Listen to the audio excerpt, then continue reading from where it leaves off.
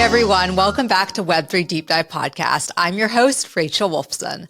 I'm so excited for today's interview. Today, I'll be speaking with Sandy Peng. She is the co-founder of Scroll, which is an L2 focused on scaling the Ethereum blockchain network. So in today's interview, we'll be speaking all about Layer-2s, scaling solutions, and much more. Be sure to stay tuned for the entire episode because this is super interesting.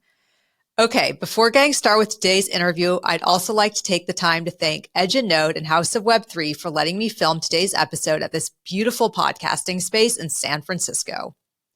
Without further ado, let's get started with today's episode. Hi, Sandy. How's it going? Hi, Rachel. It's great to be here. Good to see you again. Yeah, it's so good to see you. So, Sandy, where are you calling in from? I know that we're on like opposite parts of the world. Yeah, I'm calling from Hong Kong, but we have a pretty good overlap during the day. Cool, right. And I'm in San Francisco, so big time difference there. So I really appreciate you coming on the podcast today. Thank you so much. I love to be here. San Francisco is one of my favorite cities. It's mine also, so you have to come visit and we can have lunch here. Amazing. Cool. Sandy, so before we get started with today's interview, I kind of want you to tell the listeners a little bit about yourself. You are the co-founder of Scroll. So if you can kind of go into some detail there, that would be great. Yeah, of course. So I grew up between Hong Kong and the UK, and I've kind of built my career here in Hong Kong. I started in crypto around 2013 and 14 when I started reading about the Bitcoin white paper, and that's when I was working for the securities and financial regulator here called the SFC. After a few years, I decided to go into the industry full time and be a crypto focused investor. And that period was super interesting. It gave me a really good overview of the industry dynamics, met a lot of people, and kind of doubled down on my belief in the industry. Before starting Scroll, I kind of got deeper and deeper into protocol level research. And as I continued my journey, I met my co-founders on Ethereum research forums and met Ye and Haichen and some of the core contributors, and just kind of got started with Scroll. Everything was just very serendipitous and very fun, and one thing led to another. And so that's our journey. That's my personal journey so far. And I've been kind of working on Scroll for the last 3 years, and that's never been a dull day. Wow. Okay. So we're going to talk more about Scroll in a little bit, but I think your background is so interesting because you came from like Hong Kong's version of the SEC, right? What's it called? The FSC? Is that what you said? SFC.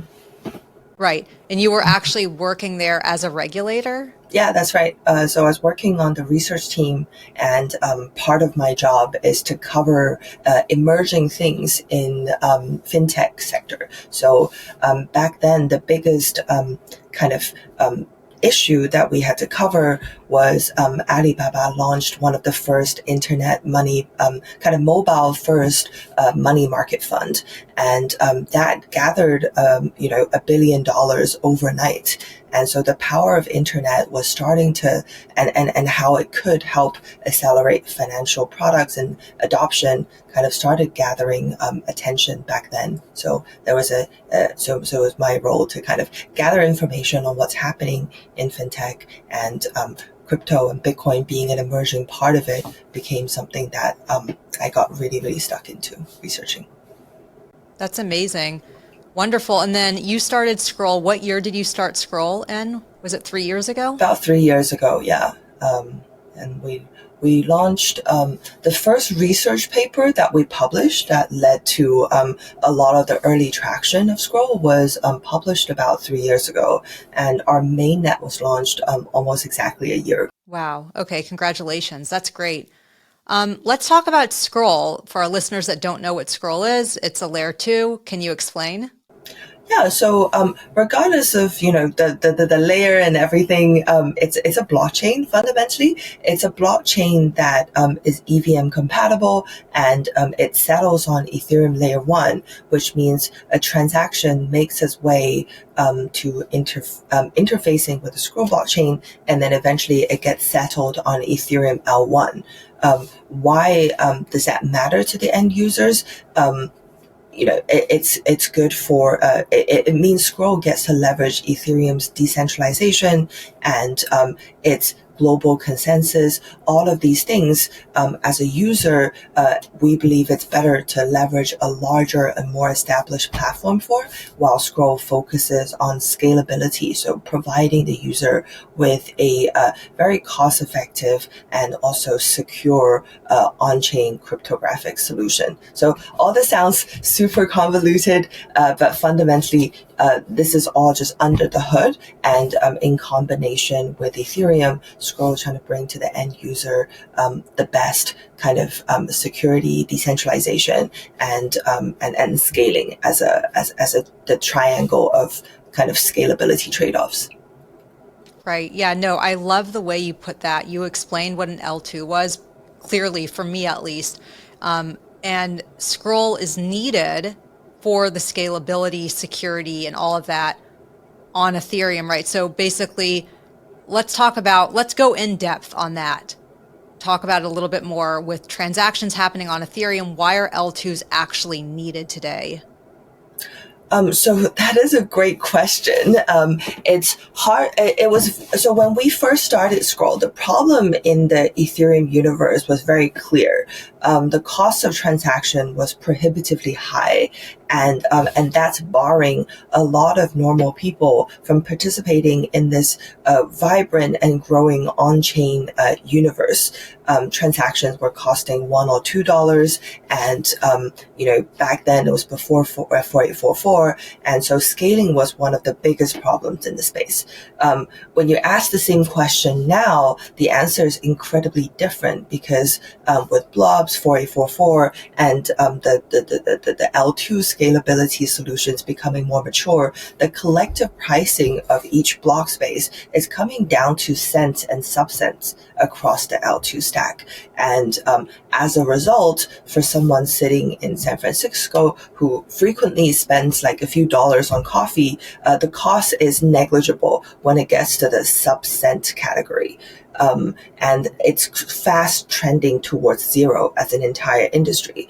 I think there is, when you look at internet history, there are times when infrastructure development outpace application development. But every time Wi-Fi and 5G or 4G improves by an order of magnitude, a new phenomenon of application emerges. So the internet went from being able to support a MySpace or a Reddit to something like a Facebook, to now P2P video networks, and a lot of kind of pictures and video upstreaming. All of these things, the end users are seeing different forms of application, but what is supporting behind it is each generation of infrastructure improvement. So we're in this phase of transition when the infrastructure is getting more and more ready, and the application is, we're all waiting for the next major application to emerge. Right. Perfect. Now, I know it's early into the podcast, but let's talk about a use case, because you kind of just explained why L2s are necessary, and I would love to put that together with a real world use case that Scroll is doing. So I know, Ether5, for instance, maybe we can talk a little bit about that use case to put this all into perspective for everyone. Yeah, sure. So to backtrack a little bit, so what filled up the Ethereum block space 3 years ago was a flurry of on-chain DeFi innovation, and those things that gave user on-chain automatic lending, on-chain swaps, and on-chain stable coins, different variations of stable coins for payments, different forms and different levels of providing on-chain leverage. All of these things were incredibly interesting, and people kind of flooded into trying out these innovative products. Like now, I think with the block space being more abundant and more affordable, the design space that has opened is twofold. So in one direction, it has opened the possibility to expand the core use cases of crypto to more people. So crypto is undeniably expanding and finding product market fit in the emerging markets. We're seeing around the world where the dependency on blockchain is so much higher in places where financial infrastructure is lacking. So in development economics, there's a common word called leapfrogging. So in a place where mobile network is not mature, or the financial system is not super mature, or when the internet connectivity is not super mature, developed, that opens up the path for the next generation of technology to completely leapfrog, to leapfrog what happened in the past. One example is that obviously the retail market in US is very established. There are malls everywhere, and it's very easy to get access to goods and services and products if you're living in any kind of clusters of kind of habitation. Whereas somewhere in Asia, in APAC, where some of those cities were less developed, that opened the opportunity for internet commerce, where internet commerce as a category completely leapfrog the offline malls and shops, and before the cities can develop in time. And we're seeing a similar thing with on-chain service provisions and places in Southeast Asia, in LATAM, and in Africa, where the financial infrastructure is not as well developed as the US, for example, and where people really rely on the stability and the reliability of an open network like Ethereum. So one of the special things about the Ethereum network is that it's been running continuously for many years, and with a very distributed consensus network, where if one node fails, there are hundreds, if not thousands, of nodes to take its place. So there's no single point of dependency, and that is next level of reliability for some people who don't have access to banking services. What Scroll has prioritized in terms of building on top of Ethereum is to maintain the level of uptime, reliability, and all of those user and facing features, while providing a kind of a gas and cost effectiveness where we can 10x the reach. The second direction of use case, so this is the first direction we talked about, is expanding in terms of reach of the core use cases. The second direction, where we're seeing a lot of exciting experimentations, is kind of moving a little bit further away from the discovery of value on chain. So blockchain's application is fundamentally about transferring and creating and tracking value on chain. And where we're seeing a lot of really innovative experimentation is in finding other areas of use for this particular setup. So back to the partnership we just recently announced with EtherFi. EtherFi is launching a credit card exclusively on Scroll, where you can live your entire on-chain life in DeFi, and while your assets are looping in different protocols, but then you can use a MasterCard endpoint to swipe and pay for anything you like in your daily life. And that means the majority of your assets can remain on chain while you take advantage of all of the activity and growth that is happening within the ecosystem, while whatever you spend, you don't have to do the very convoluted off-ramp process. So this is something that is high frequency in use case. So if you think about how many times you pay for something during your day, this is the level of this is a push towards the higher frequency of transaction per person, and also getting deeper and helping someone becoming deeper and deeper ingrained in the on-chain universe and living a fully on-chain life.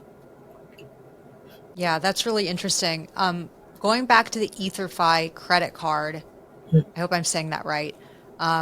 It is a credit card, right? Yeah, that's right. That's right. So Okay. there are a lot of crypto debit cards to push out a credit card that requires a little bit of innovation and design, and being able to have a lot of the credit card loan set up fully on chain.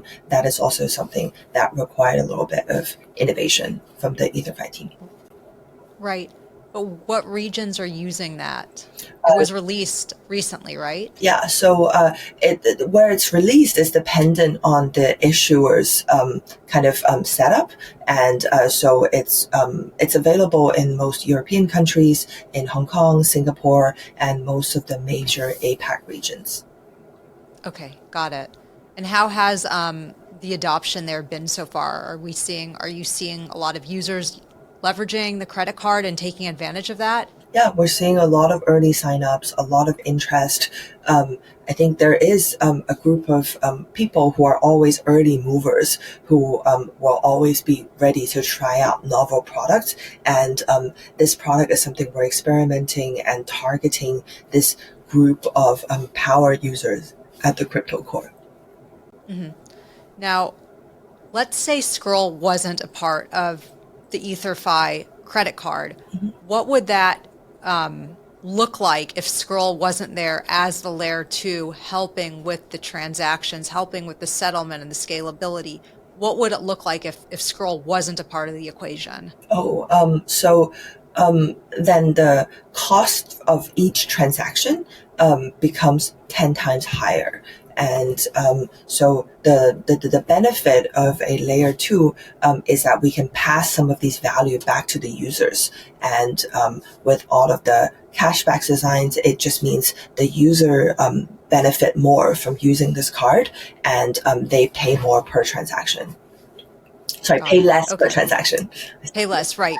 So there are more user benefits when a layer 2 is a part of the equation. Correct, yeah. Yeah, Sandy, there's a lot of layer 2s right now. I don't even know how many layer 2s there are. Maybe you do, but there's a lot. There's a lot. It's probably in the hundreds now. Right. So what makes Scroll different from all the other layer 2s out there that are helping, scale the Ethereum network? So the layer 2 landscape is going through a very interesting phase, in my opinion. I think there is a difference between the type of layer 2s that own the underlying technology and the type of layer 2s that are focused on adoption and developer onboarding or end user onboarding. Both strategies are incredibly useful, and it has different focus and requires different teams and attention. Where the Scroll team is focused is we spent the last 3 years building a team that is very holistic and very the team is also very general purpose. So we have a very strong infra team, a very strong protocol team, and also a very strong zk team. All of these things, and also we have a very strong kind of growth function that handles partnerships and marketing. All of these general purpose functions leads to a situation where we can adapt to specific trends and cater for application developers as they grow. So so the industry is moving to a place, we believe, where application will lead a lot of the infrastructure selection, and being able to adopt and adapt and becoming a piece that helps the application focused builders build out the stack is something that we think is super important. Right. Now, let's talk about zero knowledge proofs, because that's something that Scroll is leveraging, right? Yeah, correct. Can you explain what those are and why Scroll, or how Scroll is using that in the technology? Yeah, so zero knowledge proof is a mathematical concept. It's a way for it's commonly used in application, either in scaling, so compacting transactions, packaging transactions and batches into a single proof, or it's used for privacy application. And there are other parallel and emerging applications coming out that are super interesting, but most of the application of zero knowledge so far are in one or two of these directions. directions. The scaling direction is super interesting, and that's where Scroll work. And it's a setup where we can continuously scale to a degree that has no upper bound. So we're getting to a stage where all the type of rollup cost is becoming like reaching a point of parity, and going forward as adoption expands exponentially, the zk rollup scaling infrastructure can also expand, and the only limit is just kind of hardware acceleration, and hardware is fortunately also kind of hitting a period of hyper growth where it's growing according to Moore's law. Yeah, so Sandy, that's interesting. Yeah, let's break it down a little bit. Because I'm familiar with zero knowledge proofs for privacy, but I actually am not so familiar with zero knowledge proofs for scaling. So it's interesting that you say that. Anything else you want to add there? Are there any challenges when it comes to zero knowledge proof being used for scaling, or just any challenges that you want to talk about in general?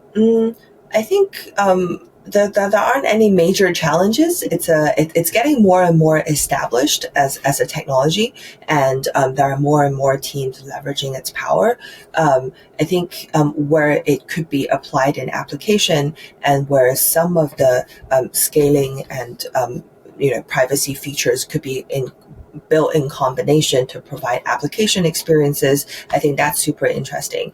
I think the challenge is that in order to get end user or adoption, the growth skill set and the user acquisition skill sets required are very different from infrastructure build skill sets. And I think we're asking too much from our founders and builders right now to be both consumer facing kind of user acquisition savvy and also infra savvy. So we're trying to extract a lot of that away by providing different tools. So essentially kind of providing builders with a set of toolkit, so you can just take certain tools out of the box as you're trying to chase after a business case or a user trend.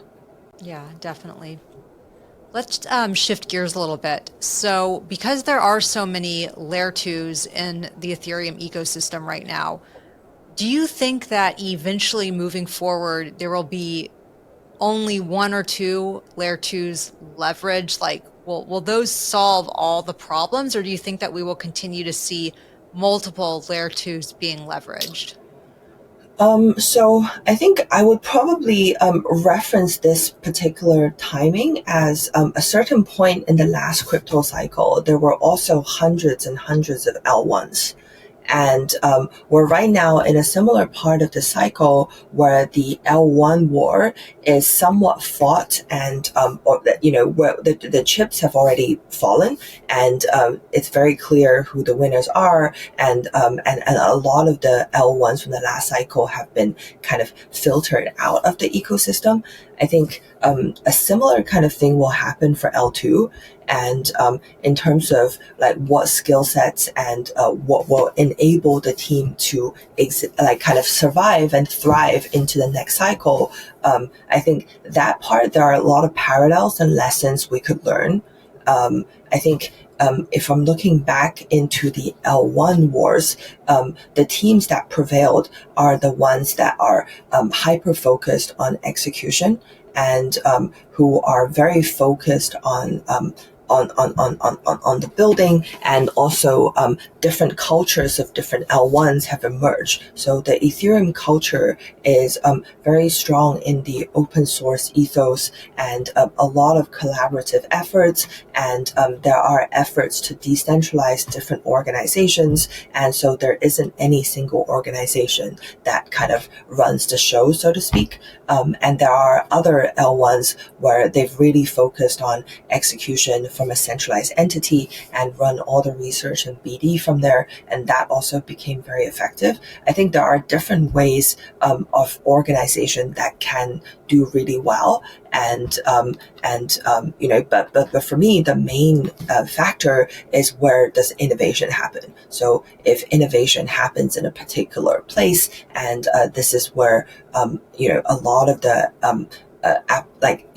this is the first mover in both infra and the team needs to also make a lot of the right choices on this journey. So it's definitely a tall order, and but it's interesting, and having a lot of kind of L2s going at this it's a sign of how big the opportunity is.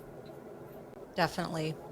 So I'm going to ask kind of a controversial question, but I want to get your take on this. Of course. So L2s on Ethereum, what are your thoughts on Bitcoin Layer-2s and building on Bitcoin? And why is Scroll an L2 on Ethereum versus Bitcoin? Yeah, that's a great question. I wasn't sure I was going to ask it, but I do want to get your thoughts. No, that's a fantastic question. I mean, I think I might have a different perspective on this because I'm sitting from a place where the Bitcoin community is also huge and very, very vibrant and very active. So I think, first of all, like we're seeing a lot of Bitcoin whales or users becoming more and more active on chain. I would say maybe 6 months to 9 months ago, there's a huge behavior gap between Ethereum power users and Bitcoin power users. The Bitcoin power users have one consistent behavior, which is buy or mine and then hodl. So they just keep the Bitcoin in their wallet, tries to be as safe as possible. The Ethereum power user behavior is one where there's often a large percentage of their assets are on chain and active, earning yield either in Lido or in Eigenlayer or in the different variations of riskiness on chain placements. You see a lot of that kind of behavior, and people interact with their Ethereum a lot more frequently as you use it as gas, you use it to transact, make payments, so on and so forth. So 6 months ago, I would say there's a massive behavior gap. Right now, that gap is narrowing. We're seeing more and more Bitcoin being active on chain and behaving in a way that is yield seeking, similar to like Ethereum as an asset, and that's very understandable because the two communities overlap hugely, and it's still the same group of people who are pioneers and early movers to any technology trend, and it's the same group of people who believes in a certain type of ethos and believes in a certain kind of way they want to see the world built. There are minor nuances, but fundamentally, I think the two communities have a very strong kind of sense of where they want to see the world. And so there's a lot of Bitcoin assets on Scroll, and from very early on, and these Bitcoin assets are sitting in DeFi, which has never been heard of a year ago, and behaving in almost like exactly the same way as Ethereum, and we can see more and more of that happening. In terms of I think there's been a few innovation in the Bitcoin universe in terms of builder like products that I haven't seen in Ethereum before, but largely it's still just playing out the same trends that's happened. So Layer-2 started in Ethereum 3 or 5 years ago, and we're now seeing Bitcoin Layer-2 this year. So it's kind of like a laggard kind of indicator that an ecosystem is still kind of trying to catch up to some of the innovation that has happened on Ethereum before.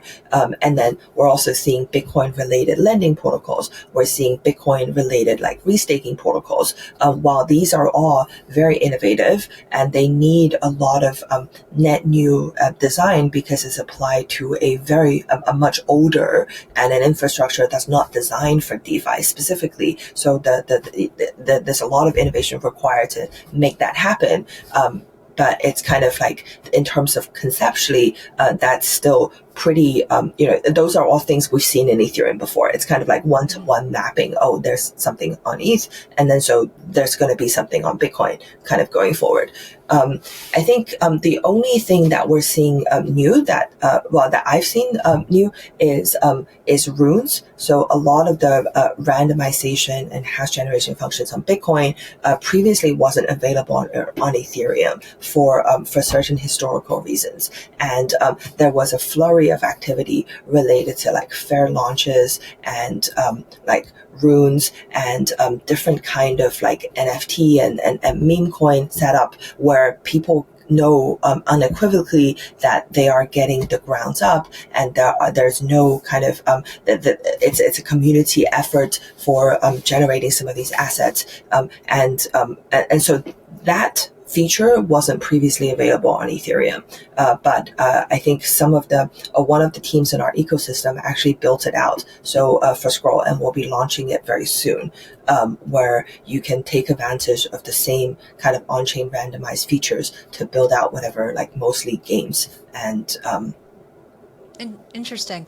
You also said something interesting that I want to go back on. So you mentioned Bitcoin might not be a network that was originally built for DeFi. I mean, I'm saying that differently than the way you said it. Yeah. But in your opinion, would you say that the Ethereum network was intended for DeFi use cases, whereas the Bitcoin network might have been intended for, like, I don't know, holding the assets or, maybe making simple transactions?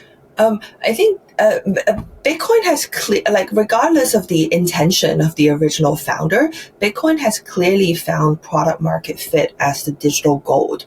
There isn't another asset with as strong of a global consensus and as distributed in its holding and the longevity of its existence, and all of these things contributes to Bitcoin holding its kind of position as digital gold. So it's an asset that somebody should hold. But what you do with that asset, it's open to interpretation.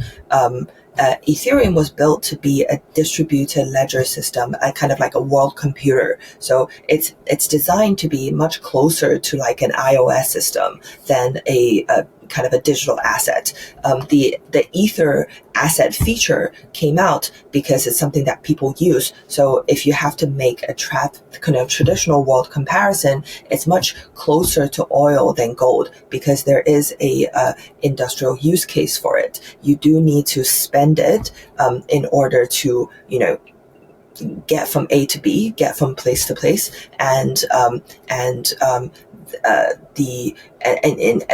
you do need it in terms of your kind of on-chain like regular activity, and it enables kind of productive behavior. So that is very different in terms of its design. Definitely. And last question on this, what drew you towards Ethereum versus Bitcoin? Just out of curiosity. I love both. I think I believe in the I love both communities, and I think I'm really excited about the on-chain movement of Bitcoin assets overall, and I see a future where the asset nature of Bitcoin and also the transferability and programmability of Ethereum in combination can create something super interesting. And I'm also like really curious to see more assets that come on chain and discover value and leverage this massive pool of on-chain liquidity that we have created. If you think about the powers of a market that controls liquidity, that is the place where all the talents and flow and transactions tend to aggregate. And I think we're moving towards that moment for the as the Ethereum universe as a whole. And if you think about how Scroll wants to be positioned, we're the most secure blockchain solution out there with the most cost-effective trade-offs. And so for people who are moving their large amounts of assets or meaningful amounts of assets on chain, this is by far the preferred destination. Got it. Great. Let's talk about women in the crypto space, because a lot of my guests that come on the show are men. It's a male dominated space. So as a woman, I mean, what do you find the most interesting about cryptocurrency, and how can we encourage more women to get involved in this sector? That's a great question. I think I get asked on a regular basis from like young women who are coming into the industry, who are trying to break into the circle.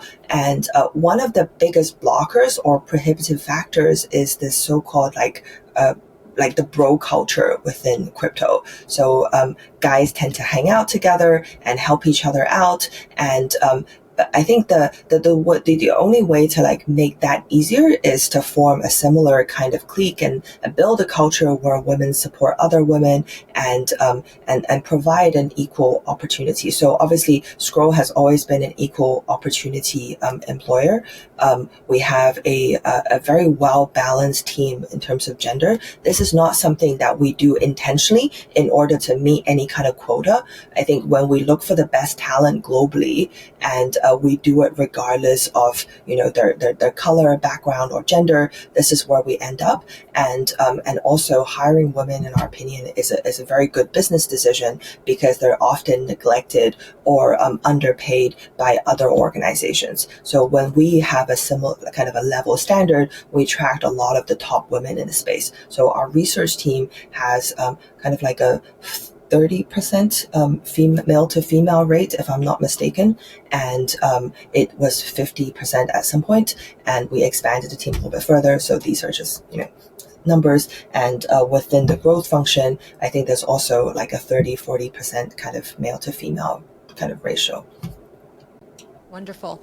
And, and I know you mentioned at the beginning of the episode, your background with the regulatory space in Hong Kong, but what really interests you with, when it came to cryptocurrency? Why did you say, was it because of the evolution of internet and money? But what was it that got you involved initially? What got me initially is something just very intuitive and also something that's like a little bit like ideological. It's the idea that blockchain can open up opportunities to a lot of people around the world and put them on an equal footing in terms of access to opportunity and also access to services and access to entertainment. All of these ideologically really appeals to me. And having the opportunity to build Scroll and turn some of those, lofty dreams into reality is something super exciting. We have teams from Turkey, from Africa, building on Scroll and finding different niche opportunities where you can also leverage a massive global liquidity pool. Those things are completely not possible in the last generation of internet development or financial development. Definitely. Yeah. I mean, it's completely decentralized, really. And it's just amazing because, as a journalist in the industry, I know people all over the world because this industry is impacting people everywhere, not just in the United States. So, yeah, it really is incredible to see that. Yeah. But the rate of like industry adoption in the US is absolutely phenomenal. And I'm seeing so many talents moving from different industries into crypto. And, this is just something that's very, very exciting to see. Definitely. And I think that as regulatory clarity here shapes up, we're going to start seeing more innovation here in the US. But I do think there's a lot that we can learn from other regions that are more crypto friendly. I feel like Asia is really innovative. We can learn a lot from what's going on there. But yeah, I do think the US is really starting to become a bit better with as regulations shape up. Yeah, I mean, I would say the US regulator, from my standpoint, looks incredibly savvy and well informed compared to all the regulators that I've interacted with. And obviously, US is a lot bigger and it's a more complex kind of, political and also a bureaucratic system. And so there's bound to be a period of uncertainty. But the level of interest and engagement and how many kind of US politicians and regulators are leaning into the industry is something that I think it signals to the rest of the world where directionally this whole industry is going. I agree, and I think that this election coming up is going to be huge, and it will impact the crypto industry. The candidates didn't discuss it during the recent debate, but whoever wins will impact the crypto industry, and we'll just have to wait and see. So it's going to be interesting. I think it will impact the industry everywhere, not just in the US. Yeah, I think both sides of the bench seems to be pretty aligned on supporting crypto, which is fantastic, and I think that's due to a lot of the efforts from the industry people in the U.S. that have been lobbying to make this happen, and it just shows how responsive the U.S. government is to voices of the average American who also needs this or wants this as an industry to take place. I agree. I mean, having those crypto donations being accepted by both parties, that's huge. I don't know if we saw that in the last election. I should look into that, but it is huge, and it just goes to show how much the space has matured. Yeah. The stats on US youth crypto adoption is absolutely astonishing. And it's very similar to young and emerging developing countries. So when I look at crypto adoption in somewhere, say like Pakistan or Turkey, arguably within the 20 to 30 years old kind of category, these countries have a lot more percentage like active user and trader population compared to the US, but the difference is not as much as you would imagine. Like if you think of US as a very established, like developed world where you would expect kind of the adoption to be a little bit like slower. Definitely. I mean, I'm sure you have seen the same when you entered the space early on, as did I. It wasn't like this. People weren't talking about cryptocurrency and I was, one of the few women reporters at the time, and now that has grown. And so, yeah, we're definitely seeing strides in the industry. I think it's great. Yeah. I think you're a huge role model for the industry too, and I'm sure you're inspiring lots of young women to enter the crypto space with all the good work that you're doing. So I think always great to see women kind of actively participating and also making contributions. Yeah, thank you, Sandy. And I mean, it is amazing because, like you said, like financial freedom, and that is a huge part of this. And so for women in particular, I know for myself, when I started accumulating Bitcoin, it really, you do have that financial freedom feeling. And so it's really huge, and it's a great opportunity for both men and women. But yeah, to be in this industry is just fantastic. Yeah. So I think the gendered issue is something I don't know, like, how to comment on given how politically sensitive it is in the US. But what I'm seeing around the world is that women who have, who are more kind of like who are previously maybe working mainly in the home sphere are spending more and more of their time kind of dabbling with crypto. In Hong Kong, like most of the NFT fans are women, and that was the first wave of crypto adoption here, rather than something that is super financialized. And we're also seeing a lot of women spending their time on chain and starting to build out certain things that are super interesting. So I'm seeing a whole new wave of like kind of female participation, both as users and also as like builders in the space, that is bringing in a whole new perspective and also like a new kind of energy. Yeah, that's interesting. And we'll talk more about that. We may have to have a follow-up because I didn't know that about the NFT space in Hong Kong and women. So that's really interesting. But we'll talk more about that next time because I know we're running low on time. Any final thoughts, Sandy, that you just want to share that we didn't already cover? Nope, I think that was pretty comprehensive. I hope the tech talk wasn't too boring, and hope to kind of share more of all the great applications that are building on Scroll. Yeah, this is wonderful. And if anybody wants to get in touch with you, are you on X or LinkedIn or Yep. Instagram? How would people reach out, or how would they get in touch with Scroll if they're interested in a career opportunity, for instance?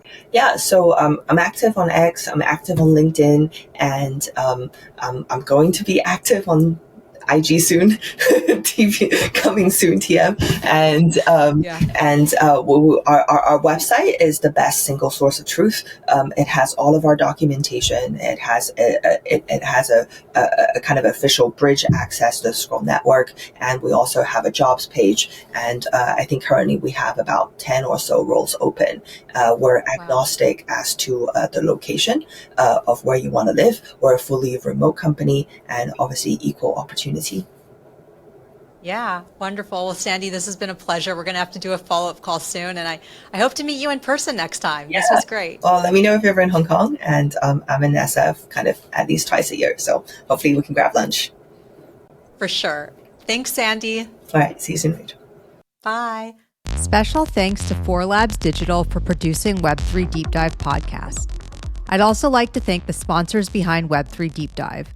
You can click the links in the show notes to learn more about each of the Web3 initiatives from these sponsors. Finally, thanks to the listeners for tuning in. Please be sure to subscribe, like, and share. I'll see you guys next time.